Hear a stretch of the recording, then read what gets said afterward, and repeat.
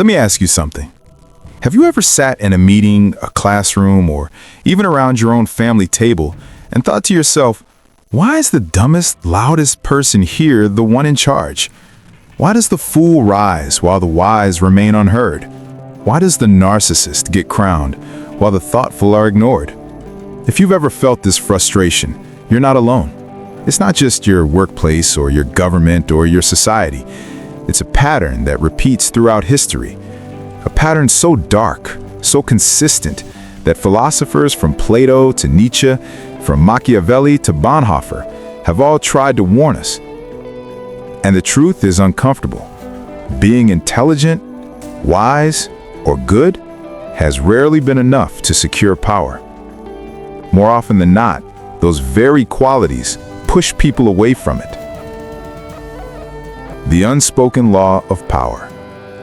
Let's start with a harsh reality. The world does not reward wisdom. The world rewards effectiveness. Niccolo Machiavelli, often misunderstood as merely cynical, once wrote that it is better to be feared than loved if you cannot be both. Why? Because power is not about being right. It's about being effective at control. And history shows us the fools, the liars, the manipulators, they often grasp this truth instinctively. The wise hesitate. The fool charges forward.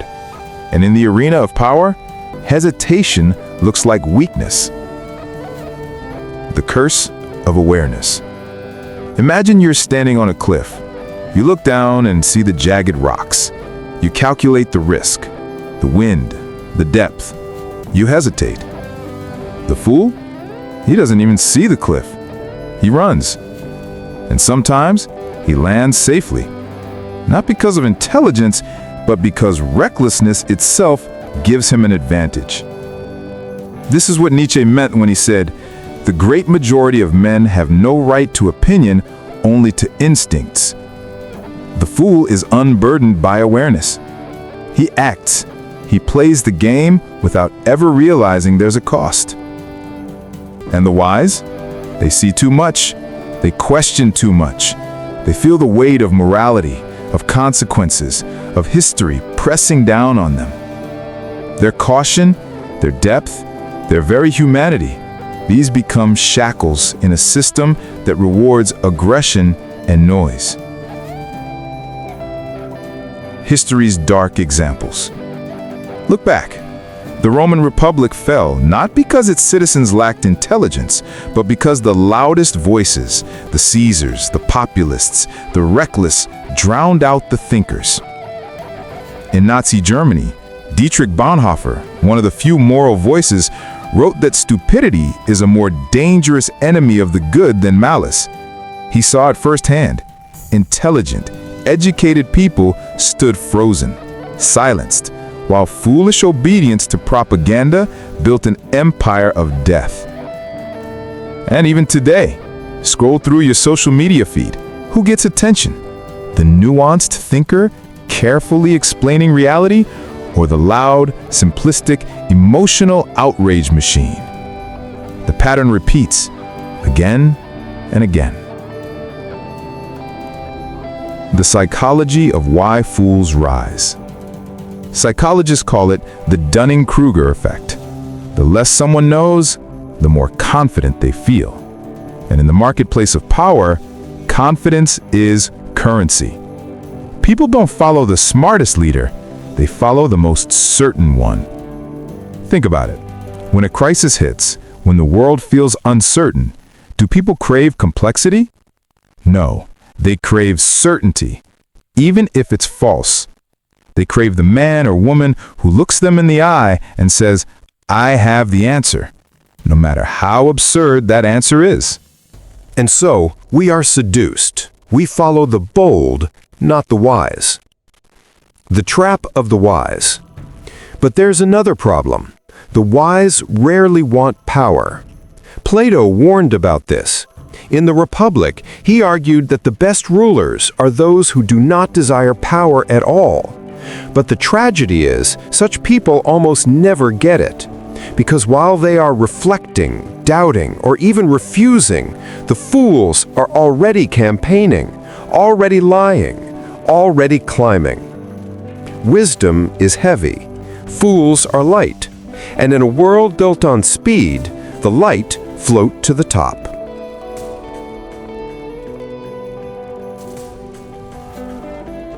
The comfortable lie we believe. Here's the uncomfortable twist.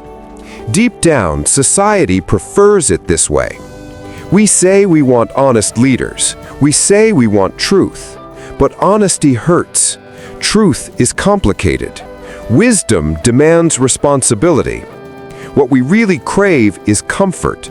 We want someone to simplify the chaos into a slogan, to take the unbearable complexity of reality and shrink it into an easy story. And so, when the fool steps forward with his loud certainty, we reward him, not because we are deceived, but because we are willing participants in the deception. Nietzsche called this the will to illusion. We choose the comforting lie over the painful truth. A story we all know. Think of the fairy tale of the emperor's new clothes. Everyone knows the emperor is naked, but no one dares to speak. The child who blurts it out is mocked, ignored, punished. Meanwhile, the emperor, the fool, parades with pride.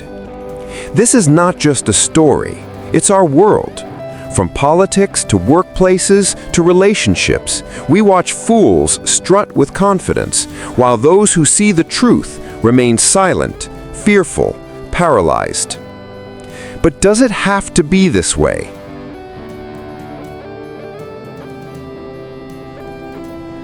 Here's the question. Are we doomed to always be ruled by fools? History whispers a chilling answer. Mostly, yes, but not entirely. Because while foolishness can seize power, it cannot sustain it forever. Empires built on lies crumble. Loud leaders fall when their noise collides with reality. The role of the wise is not always to seize the throne. Sometimes it is to endure, to outlast, to preserve truth in a world of illusions until the illusions collapse. Bonhoeffer knew this when he resisted Hitler, even at the cost of his life. Socrates knew this when he chose truth over escape. They remind us that wisdom may not rule, but it survives. And survival, in the long arc of history, can be more powerful than any temporary crown. The final reflection. So, the next time you look around and wonder why the foolish lead while the wise remain in the shadows, remember this. It is not an accident.